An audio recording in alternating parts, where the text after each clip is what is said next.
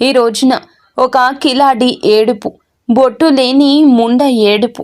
ఇంత ఘోరంగాన మరి ఛీ, ఆమె పేరు కూడా ఇదేనండి. వారి వల్లే ఇలా మీకు జరగబోతుంది. ఆ యొక్క స్త్రీ జన్మంతా సరిపడా శత్రుత్వాన్ని కలగచేసింది. ఇది ఇప్పటి నుంచి మొదలైంది కాదు, ఎప్పటి నుంచో మొదలైంది. ఒక కిలాడి ఏడుపు, పైగా ఒక బొట్టు లేని ముండ ఒక స్త్రీ ఏడుపు. ఇంత ఘోరంగా ఏడుస్తుందంటే మరి ఛీ అని చెప్పి అనుకోవచ్చు. ఆమె పేరు కూడా ఇదే. వెంటనే తెలుసుకోండి. ఏ ఆడ వ్యక్తికైనా కానీ ఒక స్త్రీకి గౌరవం ఇస్తారు. ఇంత నీచంగా ఎందుకు మాట్లాడుతున్నాము అనేది ఈ వీడియో చివరి వరకు చూస్తేనే మీకు అర్థమవుతుంది. ఆలస్యం చేయకుండా వీడియోలోకి మనము వచ్చేద్దాము. ఎప్పుడైనా ఒక స్త్రీకి గౌరవం ఇవ్వాలి. ఎప్పుడు తను బొట్టు లేని స్త్రీగా మారుతుంది అని అంటే తన యొక్క భర్త చనిపోయినప్పుడు. అది అందరికీ కూడా తెలిసిన విషయమే. అటువంటి స్త్రీని కూడా ముండ అనే మాట వాడకూడదు. ఎందుకు అని అంటే ఏ స్త్రీ అయినా ఒక స్త్రీకి ఇచ్చే గౌరవం తప్పకుండా మనం ఇవ్వాలి. శ్రీ లలితాంబికాదేవి జ్యోతిషాలయం. భార్యాభర్తల మధ్య కలహాలు రావడం, పిల్లలు పెద్దల మాట వినకపోవడం, ఆరోగ్య సమస్యలు, ఆర్థిక సమస్యలు, విద్య ఉద్యోగ సమస్యలు, వ్యాపారంలో వ్యవసాయంలో నష్టాలు రావడం, శత్రుభయం, నరదిష్టి, నాగదోషం. మీ ఎటువంటి సమస్యలకైనా ఒక్కసారి గురువు గారిని సంప్రదించండి. గురూజీ శ్రీ గురవయ్య స్వామి గారు. Phone number 89881844. ఏ స్త్రీ అయినా కూడా ఆది పరాశక్తితోటి సమానస్తురాలి. ఏ స్త్రీకైనా కూడా ప్రతి ఒక్కరూ తల వంచి నమస్కరించుకోవాల్సిందే. కానీ ఇక్కడ మనము ఈ వీడియోలో ఒక కిలాడి స్త్రీ, కిలాడి ముండా అనే స్త్రీ గురించి ఈ మాటలు ఎందుకు వాడాల్సి వచ్చింది అని అంటే ఈ రాశివారు ప్రత్యేకంగా ఈ వీడియోని చివరి వరకు చూస్తే మీకే అంతా పూర్తిగా అర్థమవుతుంది ఎందుకు ఇలా మాట్లాడాల్సి వచ్చింది. ఒకవేళ ముందుగా ఈ మాటలు అన్నందుకు వీడియో చూసే వారికి తప్పుగా అనిపిస్తే దయచేసి మమ్మల్ని క్షమించండి. మరొక్కసారి చెప్తున్నాము, వీడియో చివరి వరకు చూస్తేనే మీకు బోధపడుతుంది. మేము కూడా ఒక స్త్రీగానే ఇదంతా చెప్తున్నామని ఆలకించండి. వ్యక్తిగతంగా వీరు ఎలా ఉంటారు అంటే చాలా మంచి మనస్కులండి ఈ రాశివారు. ఎదుటివారు కాస్త మంచితనం చూపించినా కానీ, ఎదుటివారు కాస్తంత ప్రేమను పంచినా కానీ వీరు చాలా వరకు వారి ప్రేమకు దాసోహం అయిపోతూ ఉంటారు. కానీ పైకి ప్రేమ చూపించడం అనేది వీరికి రానే రాదు. వీరి యొక్క మనసు చాలా సున్నితం అయినప్పటికీ కూడాను ఎదుటి వారితో కొంచెం అంటే కొంచెం ర్యాష్గా మాట్లాడుతూ ఉంటారు. అంటే ఎలా మాట్లాడుతారు అంటే కనుక ఏంటి, చెప్పు, ఆ పని అయ్యిందా, అవుతుందా, ఇలా అంటే అన్నం తిన్నారా, తినలేదా, ఇంకా అలాగే ఉంటారా, ఇట్లా ఉంటుందన్నమాట. అంటే ప్రేమ ఉంటుంది కానీ కొంచెం కఠినత్వం ఉంటుంది. అమ్మా అన్నం తిన్నావా, ఈ మాట వేరుగా ఉంటుంది. ఏయ్ అన్నం తినలేదు ఇంకా అని అనే మాట వేరుగా ఉంటుంది. అవును కదా, వీళ్ళు రెండో జాతికి చెందినవారు. అలా అని చెప్పి కఠినాత్ముల అంటే అదేం కాదు. చిన్నప్పటి నుంచి వీరు పెరిగిన వాతావరణం, వీరి చుట్టూ ఉండే పరిసరాలు, వీరు పనిచేసే దగ్గర ఉండే ఆ యొక్క పరిసరాలు, ఆ చుట్టూ ఉండే జనము, వీరందరి వల్ల కూడాను వీరి యొక్క మానసిక స్థితి అనేది ఈ విధంగా తయారయ్యింది. ప్రేమకు కొంచెం తక్కువగా నోచుకొని పుట్టారు అని చెప్పుకోవచ్చు ఈ రాశి వారిని. ఎందుకు అని అంటే గనక చిన్నతనం నుంచి కూడా వీరికి కుటుంబ బాధ్యతలు, బరువులు అనేవి వీరి మీద పడేసరికి కుటుంబాన్ని ఎలా పోషించాలి, అయ్యో నా కుటుంబ పరిస్థితి ఇంత ఘోరంగా అయిపోయింది, నా వంతు సహాయం నేను చేద్దాము, ఎంతో ఒక వేడి నీళ్లకు చన్నీళ్లు తోడులాగా నేను కూడా ₹1 సంపాదించి నా కుటుంబానికి ఇచ్చి సహాయపడదాము అనే ఉద్దేశ్యంతో వీరు చిన్నతనంలోనే ఆ చదువు ఏదైతే ఉంటుందో, కొంతమంది చదువుకుంటున్న పార్ట్ టైం జాబ్ లాగా చేసుకునైనా కుటుంబానికి ఎంతో కొంత విలువని ఇచ్చి, ఎంతో గౌరవాన్ని ఇచ్చి, కుటుంబం కోసం ₹1 చిన్న వయసు నుండి కష్టపడి అందజేశారని కూడా చెప్పుకోవచ్చు. ఇంత నా బిడ్డ కష్టపడుతున్నారు కదా, నా బిడ్డ ఇంత కుటుంబం గురించి ఆలోచిస్తున్నారు కదా అని చెప్పి ఈ యొక్క రాశి వారి యొక్క తల్లిదండ్రులు ఎవరైతే ఉన్నారో వీరు కూడా అంత ఎఫర్ట్ అనేది పిల్లల మీద పెట్టారు. ప్రేమ లేదా అంటే ప్రేమ లేదు అని మేము చెప్పము. కానీ వీరి యొక్క మెంటాలిటీ ఏ విధంగా ఉంటుంది అంటే మనం ఏంటో మనం చూసుకుందాము, మన స్వార్థం మనం చూసుకుందాము, మనకి డబ్బులు నెల వచ్చేసరికి చేతిలో పెడుతున్నారా లేదా చేతిలో పెడుతుందా, ఇంతవరకే చూసుకుందాము అన్నట్లుగా వారి యొక్క వ్యక్తిగతం గురించి ఆలోచించుకుంటారు. ఇటు వీరి యొక్క బిడ్డల గురించి కాస్త నిర్లక్ష్య ధోరణి. ఎంత ప్రేమ ఉన్న తల్లిదండ్రులు అన్నా తర్వాత ప్రేమ లేకుండా ఉండదు. ప్రేమ ఉంటుంది, కానీ ఆ ప్రేమకు కూడా ఒక లిమిట్ అనేది ఉంటుంది. అంటే ఒక గీత అనేది వారే గీసుకున్నారు. ఆ గీత దాటి వాళ్ళు అడుగు బయటికి పెట్టి వాళ్ళ దగ్గరికి తీసుకోకపోవడం వల్ల కాస్తంత వీరికి మూర్ఖత్వం అనేది పెరిగిపోయింది. ఇక్కడ ఎంత మూర్ఖత్వం పెరిగినా కూడా, ఎంత చదువు అనేది నిర్లక్ష్యం చేసినా కూడా సమాజానికి మనము ఒక విలువని ఇవ్వాలి అనే విషయం వీరికి తెలుసు. ఇక్కడ మనకి సమాజం, మన యొక్క జీవితం అనేది ఎంతోమంది వ్యక్తుల ద్వారా ఎన్నో గుణపాఠాలు నేర్పిస్తుంది. మనుషులతో ఎలా మాట్లాడాలి, ఎలా ప్రవర్తించాలి, డబ్బు కోసం ఏ పని చేయాలి, ఏ దారిలో వెళ్తే మనకి గౌరవం పెరుగుతుంది, ఇవన్నీ కూడా వీరి చుట్టూ పరిసరాల నుంచి నేర్చుకున్నవి చాలా ఎక్కువగా ఉంటాయన్నమాట.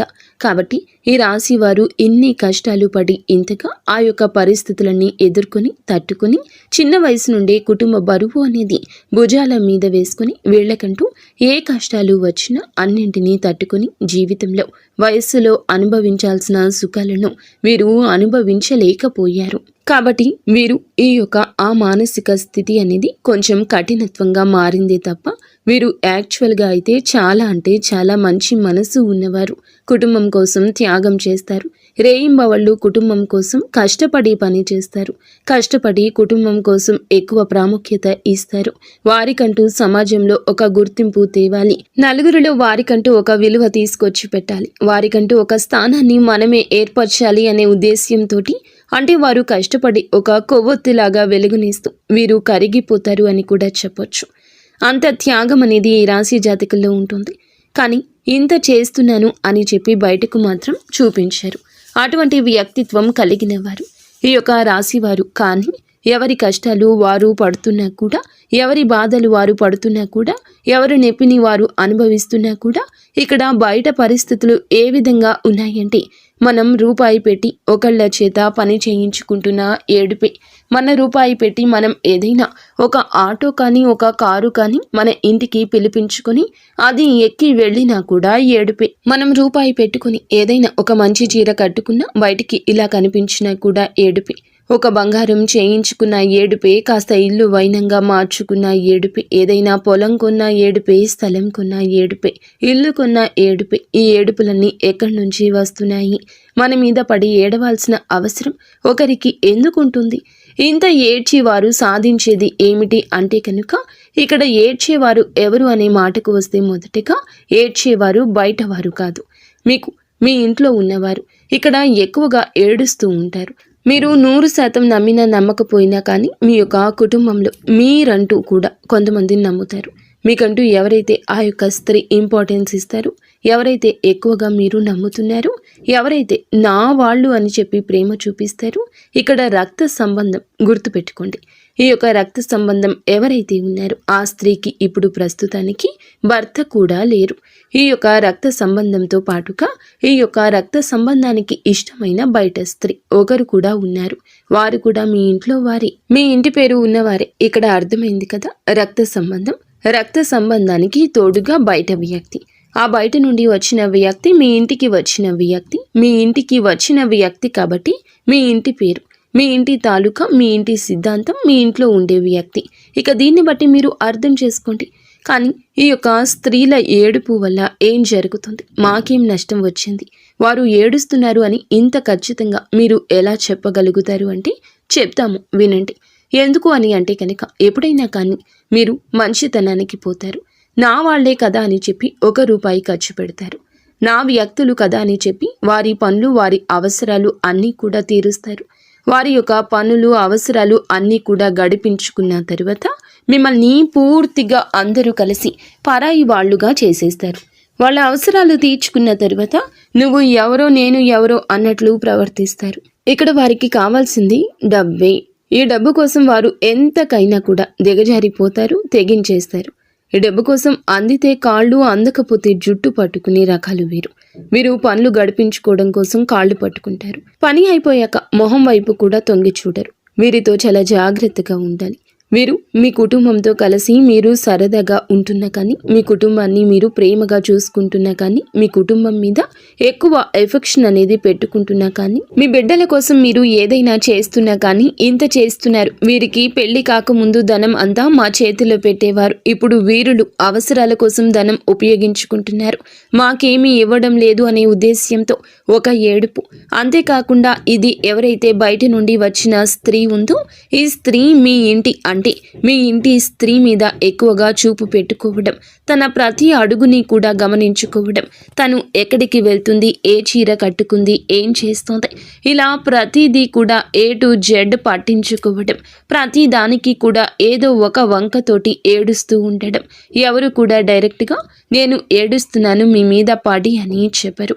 వారి యొక్క మాటలను బట్టి, వారు మనతో మాట్లాడే తీరును బట్టి, వారి యొక్క పరిస్థితులను బట్టి మనం వారితో ఎలా ఉండాలి, లేదా వారు మనతో ఏ విధంగా ఉన్నారు, అవసరమైనప్పుడు మనకి సమాధానాన్ని చెప్పేదాన్ని బట్టి, మన అవసరాలు ఎంతవరకు తీరుస్తున్నారు అనే దాన్ని బట్టి మన మీద బయట 10 మందికి వెళ్ళి మనల్ని ఎలా చిత్రీకరిస్తున్నారు అని చెప్పి, ఎలా చిత్రీకరిస్తుంది కూడా ఏ 10 మందికైతే వాళ్ళు చెప్పారో ఆ 10 మందిలో ఒకరు ఇద్దరు వచ్చి ఈ రోజు మీతో చెప్తారనమాట. ఇట్లా దీన్ని బట్టి వారి యొక్క నిజ స్వరూపాలు అనేవి పూర్తిగా ఈ రోజు బయటపడిపోతాయి. అలా పూర్తిగా బయటపడ్డాక కూడాను ఇక్కడ జరుగుతున్న తప్పు ఏమిటి అంటే ఇంకా నమ్మడం, ఇంకా వారి యొక్క అవసరాలు తీర్చడం, ఇంకా మేమున్నాము అని ఒక సపోర్ట్ ఇవ్వడం. ఇక్కడ మీకు అనుమానం వస్తుంది. ఇంతగా చెప్తున్నారు, కుటుంబ వ్యక్తులు అంటున్నారు, రక్త సంబంధం అంటున్నారు, మరి మా ఇంటికి వచ్చిన ఆడపిల్ల అని చెప్పి అంటున్నారు, భర్త లేరు అని చెప్పి అంటున్నారు. మరి ఇంత లేకపోతే మరి వాళ్లకు మేము సపోర్ట్ ఇవ్వద్దా? మరి మా ఇంటికి వచ్చిన వాళ్ళని మేము గౌరవంగా చూసుకోవద్దా? వాళ్ళకంటూ మేమున్నామని ఒక ధైర్యాన్ని కూడా ఇవ్వకపోతే ఎలా అని చెప్పి అనుకోవచ్చు. ఖచ్చితంగా ఇవ్వాలి, గౌరవాన్ని ఇవ్వాలి, మేము ఉన్నాము అనే భరోసా ఇవ్వాలి. ఎలా, ఎప్పుడు, ఎందుకు అనే విషయం మీరు ప్రశ్నించుకుంటే మీ బిడ్డల మీద కూడా అంతే ప్రేమ చూపించాలి కదా, మీ మీద కూడా అంత గౌరవాన్ని వారు ఇవ్వాలి కదా. మీకు కూడా అవసరమైనప్పుడు అంతే విధంగా మీరు చేసిన పనిని మనసులో పెట్టుకుని విశ్వాసాన్ని చూపించాలి కదా. మరి ఇవి ఏవీ లేనప్పుడు ఇంత చేసిన ఉపయోగం ఏముంటుంది చెప్పండి? ఎప్పుడైనా కానీ అటు నుండి ఉండాలి, ఇటు ఉండాలి, ఇటు ఉంటే అటు ఉండాలి అని చెప్పి మన పెద్దలు చెప్తారు. వీరు అవసరం లేనప్పుడేమో నువ్వు ఎవరో నేను ఎవరో అని చెప్పి మన ఎదుగుదల చూసి ఏడవటమే, అవసరం ఉన్నప్పుడు అసలు నువ్వే ముఖ్యమని చెప్పి మీ దగ్గరకొచ్చి కాళ్ళు పట్టుకోవడం వస్తారు. మళ్ళీ అవసరం తీరాక యథా మామూలే అయిపోతుంది. ఇలా జరుగుతూ ఉంటే ఎంతవరకు చెప్పండి? అలాగే మీ ఇంట్లో ఈ మధ్య గత కొంతకాలం నుంచి, కొద్ది సంవత్సరాల నుంచి భార్యాభర్తల మధ్య గొడవలు, చికాకులు, ఇబ్బందులు, మీ ఇద్దరి మధ్య వేరే వారు ఎంటర్ అయిపోతూ ఉండడము, అలాగే వారి వల్ల గొడవలు, మానసిక ప్రశాంతత లేకపోవడం, ఇంట్లో తరచుగా అనారోగ్య సమస్యలు వస్తూ ఉండడం గమనించారా? ఇంట్లో ఎప్పుడు మనశ్శాంతి అనేది లేకుండా ఉండడం, తరచుగా ఇబ్బందులు, గొడవలు అనేవి వస్తూ ఉండడం, వీటన్నింటికీ కూడా కారణం ఆ యొక్క స్త్రీల ఏడుపేనండి. మరి ఏడిస్తే ఇంత జరుగుతుందా అంటే ఖచ్చితంగా అండి. దైవశక్తి ఎంత ఉంటుందో నెగటివ్ శక్తి కూడా, నరదృష్టి కూడా అంతే ఉంటుంది. నరుల చూపుకి నల్లరాయి సైతం పగిలిపోతుందని చెప్పి మన పెద్దలు చెప్తారు. అలాగే ఇక్కడ జరుగుతుంది కూడా, అది నరదృష్టి. మరి ఈ నరదృష్టి నుండి ఎలా తప్పించుకోవాలి అని మీరు మమ్మల్ని ప్రశ్నిస్తే, నిజంగా మేము ఎంతో మందిని చూసి వారి యొక్క జీవితంలో ఇవి చేయడం వల్ల వారికి ఉన్న ప్రతి నెగిటివ్ ఎనర్జీని దూరం చేసుకున్నారు. అది కను దృష్టి అయినా కానివ్వండి, లేకపోతే కనుక ఇంట్లో వారు పదే పదే వారి యొక్క స్వార్థపు బుద్ధితోటి వీరిని వాడుకోవడం వల్ల వచ్చిన ఆ యొక్క ఘోష ఏదైతే ఉంటుందో, వీరు బాగుపడిపోతున్నారేమో అని చెప్పి ఒక తపన ఏదైతే ఉంటుందో, ఆ తపన వల్ల వచ్చే నెగిటివ్ శక్తి అయినా కానివ్వండి, లేకపోతే చేసే పనుల్లో ఆటంకం ఏర్పడడం కానివ్వండి, ఇలా ఏ విధంగా అయినా కానివ్వండి, ఎప్పుడైనా కానివ్వండి, నెగిటివ్ ఎనర్జీని పూర్తిగా ఈ విధంగా దూరం చేసుకుని వారి జీవితంలోకి అదృష్టాన్ని ఆహ్వానించుకునేవారు చాలామంది ఉన్నారు. ఏం చేయాలి అసలు? ఈ రాశి వారి విషయానికి వస్తే గనుక, ఈ రాశి వారు గుర్తుంచుకోండి, ఇప్పటి నుంచి మనకి కొత్త సంవత్సరం స్టార్ట్ అయిపోయింది. ఆంగ్ల సంవత్సరాది అయినప్పటికీ కూడా మన యొక్క క్యాలెండర్ మారుతుంది. ఈ రోజు నుంచి మీకు ఈ యొక్క డేట్ నుంచి కూడా ఇలా చేయండి. ఏదైనా కానీ చెయ్యాలి, మారాలి అని చెప్పి ప్రతి ఒక్కరూ కూడా సంకల్పం పెట్టుకోవాలి. ముఖ్యంగా ఇప్పటి నుంచి మీరు చేయాల్సింది ఏమిటంటే, మీ యొక్క ఫ్యామిలీ మెంబర్స్ ఎవరైతే మీ మనసుకి తెలుస్తుంది, వీరు నా మంచి కోరేవారు, మీరు చెప్తే నా అనుకునే చెప్తారు, ఇటువంటి వాళ్ళు ఎవరైతే ఉన్నారో వారి మాటలు మాత్రమే వినండి. గతంలో వారి వల్ల మీకు ఎటువంటి ఉపయోగం కానీ లాభం కానీ లేకపోతే గనుక వారి మాటలు నమ్మొద్దు. అటువంటి వారి మాటలు తీసి పక్కన పెట్టేయండి. వారి మాటలు ఎప్పుడు వినొద్దు. మీ జేబులో రూపాయి తీసి వాడేటప్పుడు ఎవరి కోసం వాడుతున్నాను, దేనికోసం వాడుతున్నాను అని చెప్పి ఆలోచించుకోండి. ఎంత ప్రాణ స్నేహితులైనా కానీ ఎంతవరకు ఉంచాలో అంతవరకే ఉంచండి. ఎక్కడ పెట్టాలో అక్కడ పెట్టండి. వారితో అతిగా ఏమీ కూడా కుటుంబ విషయాలు పంచుకోవద్దు. ముఖ్యంగా ఎవరి కోసం ఒక్క రూపాయి ఖర్చు చేయొద్దు. మీరు పడే కష్టం ఏదైతే ఉందో మీలో బిజినెస్ పార్ట్నర్స్ ఉంటారు. మీకు తోడుగా ఎవరైనా కానీ అంటే మీ తోటి ఉద్యోగస్తులు కూడా ఉంటారు. ఇలా ఏదైనా కానీ వారితో కూడా ఎంతవరకు ఉండాలో అంతవరకే ఉండి లిమిట్స్ మెయింటైన్ చేయండి. ఒక్క రూపాయి కూడా జారనివ్వద్దు. ముఖ్యంగా గుర్తుంచుకోండి, ఈ రాశి వారు ఈ రోజు నుంచి ప్రతి సోమవారం కాకపోయినా నెలలో ఏదైనా సోమవారం శివాలయానికి వెళ్ళండి. శివునికి మీ చేతో అభిషేకం చేసే ప్రయత్నం చేయండి. దీనివల్ల మీకు ఉన్న ఎటువంటి నెగిటివ్ శక్తి అయినా వెళ్ళిపోతుంది. ప్రతి శనివారం రోజు వెంకటేశ్వర స్వామి గుడికి వెళ్ళండి. ఆ స్వామి వారికి గుడిలో తులసి మాల సమర్పించండి. దీనివల్ల మీకు చాలా రకాలుగా అదృష్టం కలిసి వస్తుంది. ఇక భార్యాభర్తల మధ్య ఎవరికైతే తరచుగా గొడవలు జరుగుతున్నాయో వారు ముఖ్యంగా తెలుసుకోవాల్సింది ఏమిటంటే గనక, మీరు అవునన్నా కాదన్నా ఇలాగే జరుగుతుంది. నరదృష్టి కోపంలోకి లాగేస్తుంది. మీరు ఏదైనా శివాలయానికి వెళ్ళడాన్ని మాత్రం నిత్యము కాకపోయినా అప్పుడెప్పుడైనా అలవాటు చేసుకోండి. నాగేంద్ర స్వామి గుడిలో కానీ లేదంటే సుబ్రహ్మణ్యేశ్వర స్వామి గుడిలో కానీ 2 నాగుపాముల పడగలు అంటే 2 నాగుపాములు పెనవేసుకుని ఉంటాయి కదా, ఆ రాతి విగ్రహానికి ఒక గ్లాసుడు పాలు పోసి పసుపు కుంకుమ వేసి చక్కగా జిల్లేడు ఆకు మీద బెల్లపు ముక్కను పెట్టి నువ్వుల నూనెతోటి దీపారాధన చేయండి. దీనివల్ల మీకు భార్యాభర్తల మధ్య గొడవలు అనేవి శుభ్రంగా పోతాయి. ఎటువంటి ఇబ్బందులు ఎటువంటి సమస్యలు రాకుండా ఉంటాయి. అలాగే ఇంట్లో కోపాన్ని ఆవేశాన్ని కంట్రోల్లో ఉంచుకోండి.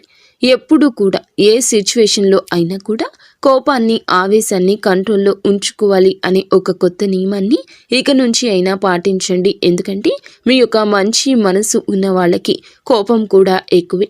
అలా కోపం వల్ల మీకు తెలియకుండానే మీకు చాలా నష్టం జరుగుతుంది. కాబట్టి ఆ కోపాన్ని ఆవేశాన్ని కంట్రోల్లో ఉంచుకోండి. ఒక మాట నోట్లో నుండి బయటకు వచ్చేటప్పుడు ఈ మాట నేను అనడం వల్ల ఎదుటి వారు వింటారా లేదా ఇది ఎంతవరకు నమ్మొచ్చు, ఎంతవరకు వినొచ్చు అని చెప్పి ఇలా ఆలోచించుకుని దానికి తగ్గట్లుగా మీరు మాట్లాడండి. అలవి కాని చోట అధికులం అనరాదు. మన పెత్తనం జరగని చోట మనం పెత్తనం చెలాయించడం వల్ల మనకే అవమానం ఎదురవుతుంది. కాబట్టి ఇవన్నీ కూడాను మీరు ముందే తెలుసుకోండి. దాన్ని బట్టి అడుగు ముందుకు వేసే ప్రయత్నం చేయండి. ఇవన్నీ మనసులో పెట్టుకొని ఎవరైతే ఆ స్త్రీలు ఉన్నారో వారితో ఎంతవరకు ఉండాలో అంతవరకే ఉండి వారికి ఎక్కువగా ధనాన్ని ఖర్చు చేయొద్దు. అసలు ఎక్కువ కాదు, అస్సలు ఖర్చు చేయకుండా ఉండండి. మీ లిమిట్స్లో మీరు ఉండండి. మీ ఫ్యామిలీని మీరు హ్యాపీగా చూసుకోండి. మీ లిమిట్స్లో మీరు ఉండండి. మీ ఫ్యామిలీని మీరు హ్యాపీగా చూసుకొని మేము చెప్పిన పనులన్నీ చేసుకుంటూ ప్రతి అమావాస్యకు ఎర్ర నీళ్లు తిప్పి వేసుకుంటూ ఉంటూ బయటికి వెళ్ళినప్పుడల్లా అరికాళ్లలో కాటుక చుక్క పెట్టుకుని వెళ్ళడం, జోబులో నిమ్మకాయ పెట్టుకుని వెళ్ళడం, ఇటువంటివి అన్నీ కూడా చేస్తూ ఉండడం వల్ల మీరు చాలా వరకు కూడా ఒడ్డున పడతారు. చాలా సమస్యల నుండి దూరం అయ్యి మీ జీవితాల్లోకి అదృష్టం అడుగు పెడుతుంది. అర్థమైంది కదండి. ఈ రాశి వారికి ఈ వీడియో నచ్చిందని అనుకుంటున్నాము. నచ్చింది అనిపిస్తే వీడియోకి లైక్ చేయండి. కింద కామెంట్ సెక్షన్లో ఓం నమ శివాయ అని కామెంట్ చేయండి.